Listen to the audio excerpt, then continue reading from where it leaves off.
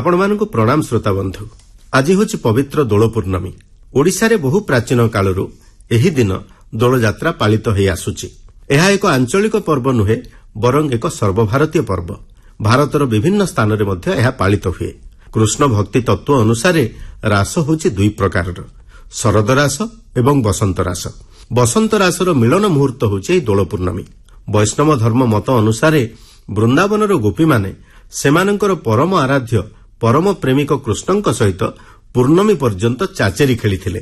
ଗୋପୀମାନେ ଶ୍ରୀକୃଷ୍ଣଙ୍କୁ ଫୁଲରେ ମଣ୍ଡନ କରିଥିଲେ, ଦୋଳି ଖେଳାଇଥିଲେ ଏବଂ ତାଙ୍କ ସହିତ ଫଗୁ ଖେଳି ଆନନ୍ଦରେ ମାତିଥିଲେ। ତେଣୁ ଦୋଳଯାତ୍ରା ବେଳରେ ରାଧାକୃଷ୍ଣଙ୍କ ଯୁଗଳ ମୂର୍ତ୍ତି ବିମାନରେ ସଜ୍ଜିତ ହୋଇ ପ୍ରତ୍ୟେକ ଦ୍ୱାରକୁ ନିଆଯାଆନ୍ତି।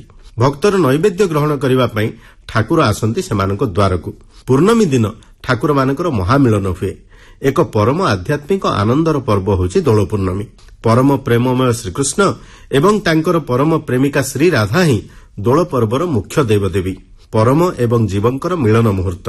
16 ସହସ୍ର ଗୋପନାରୀଙ୍କ ସହିତ ଶ୍ରୀକୃଷ୍ଣଙ୍କର ପ୍ରଣୟ ଶାସ୍ତ୍ର ଦୃଷ୍ଟିରୁ ଆଦର୍ଶ ନୁହେଁ। ଯିଏ ଜୀବନର ଲକ୍ଷ୍ୟକୁ ବୁଝିବା ପାଇଁ ଗୀତା ଜ୍ଞାନ ଦେଇପାରନ୍ତି, ସେ ନିଜେ କିଭଳି ଅନାଦର୍ଶର ଉଦାହରଣ ହେବେ। ଦାର୍ଶନିକ ଦୃଷ୍ଟିକୋଣରୁ ଏହି ମିଳନକୁ ବିଚାର ନ କଲେ ଆମେ ଘୋର ଭ୍ରମରେ ପଡ଼ିବା ଏବଂ ଆମେ ଏହି ମହାମିଳନର ଅସଲ ମହତ୍ୱକୁ ଅନୁଭବ ମଧ୍ୟ କରିପାରିବା ନାହିଁ। ଶ୍ରୀକୃଷ୍ଣଙ୍କର ଦ୍ୱାରିକା ଲୀଳା ନିରସ, ମଥୁରା ଲୀଳା ଅଧିକ ରସମୟ ଏବଂ ବ୍ରଜଲୀଳା ସବୁଠାରୁ ଅଧିକ ରସପୂର୍ଣ୍ଣ, ମଧୁର ରସରେ ଭରପୂର। ବୃନ୍ଦାବନରେ ତାଙ୍କ ଲୀଳା ଆହୁରି ରସପୂର୍ଣ୍ଣ। ତା ଅପେକ୍ଷା ଆହୁରି ଅଧିକ ରାସ କୁଞ୍ଜଲୀଳାରେ ଏବଂ ବିଶେଷ ରସ ନିକୁଞ୍ଜ ଲୀଳା ବିହାରୀ ଶ୍ରୀକୃଷ୍ଣଙ୍କ ସ୍ୱରୂପରେ।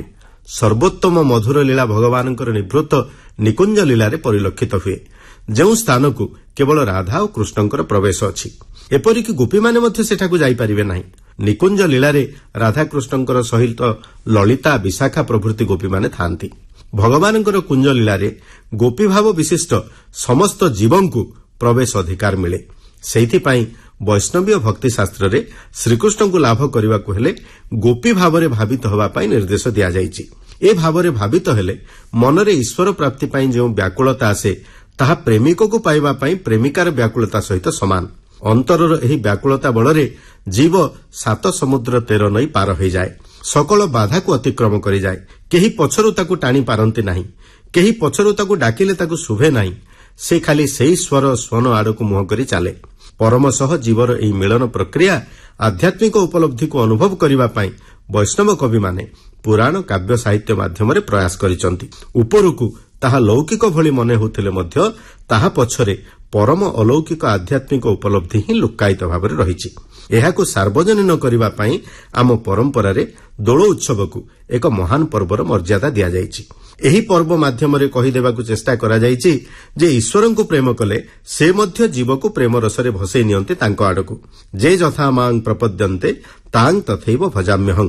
ଏହା ହେଉଛି ଦୋଳ ମିଳନର ମହତ୍ୱ। ଏହି ଦୋଳଯାତ୍ରା ଶ୍ରୀମନ୍ଦିରର ଏକ ବିଶିଷ୍ଟ ପର୍ବ। ଦୋଳେ ତୁ ଦୋଳ ଗୋବିନ୍ଦଙ୍କୁ ଦର୍ଶନ କଲେ ଅଶେଷ ପୁଣ୍ୟ ଲାଭ ହୁଏ। ଦୋଳବେଦୀରେ ମଦନମୋହନ ଏବଂ ଲକ୍ଷ୍ମୀ ବିଜେ କରି ଭକ୍ତମାନଙ୍କୁ ଦର୍ଶନ ଦିଅନ୍ତି। ଲିଙ୍ଗରାଜ ମନ୍ଦିରରେ ମଧ୍ୟ ଦୋଳଯାତ୍ରା ମହାସମାରୋହରେ ପାଳିତ ହୁଏ।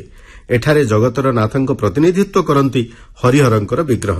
ଭାରତୀୟ ଧର୍ମ ପରମ୍ପରାରେ ଦୋଳଯାତ୍ରାର ଯେଉଁ ଆଧ୍ୟାତ୍ମିକ ସାମାଜିକ ସମନ୍ୱୟର ମହତ୍ୱ ଅଛି, ତାକୁ ଅନୁଭବ କଲେ ଆମର ଅଶେଷ କଲ୍ୟାଣ ସାଧିତ ହେବ। ଆଜି ଦିନଟିର ଆଉ ଏକ ମହତ୍ୱ ହେଉଛି, ଆଜି ପରମ ପ୍ରେମମୟ ଶ୍ରୀ ଚୈତନ୍ୟ ମହାପ୍ରଭୁଙ୍କର ଜନ୍ମଦିବସ। ଶ୍ରୀ ଚୈତନ୍ୟ ସନ୍ନ୍ୟାସୀ ନୁହନ୍ତି, ସନ୍ନ୍ୟାସୀ ରୂପୀ ପରିପୂର୍ଣ୍ଣତମ ଯୁଗାବତାରୀ ପ୍ରେମମୟ ଭଗବାନ। ସନ୍ନ୍ୟାସ ଗ୍ରହଣଠାରୁ ମହାପ୍ରଭୁ ଅନେକ ସମୟରେ କୃଷ୍ଣଙ୍କ ବିରହରେ ବିହ୍ୱଳ ହେଉଥିଲେ। ରାଧା ବା ଗୋପୀଙ୍କର କୃଷ୍ଣଙ୍କ ପ୍ରତି ଯେଭଳି ଐକାନ୍ତିକ ଭକ୍ତି ଥିଲା, ସେହିଭଳି ପ୍ରେମାଚରଣ କରିବା ଥିଲା ତାଙ୍କର ଭକ୍ତି ସାଧନ ପଦ୍ଧତି। ପ୍ରେମ ଭକ୍ତି ସାଧନର ଯେଉଁ ମାର୍ଗଟି ଶ୍ରୀ ଚୈତନ୍ୟ ମହାପ୍ରଭୁ ଦେଖାଇ ଦେଇ ଯାଇଛନ୍ତି, ଏ କଳିଯୁଗରେ ଈଶ୍ୱର ଉପଲବ୍ଧି ପାଇଁ ତାହା ଏକ ସୁଗମ ମାର୍ଗ।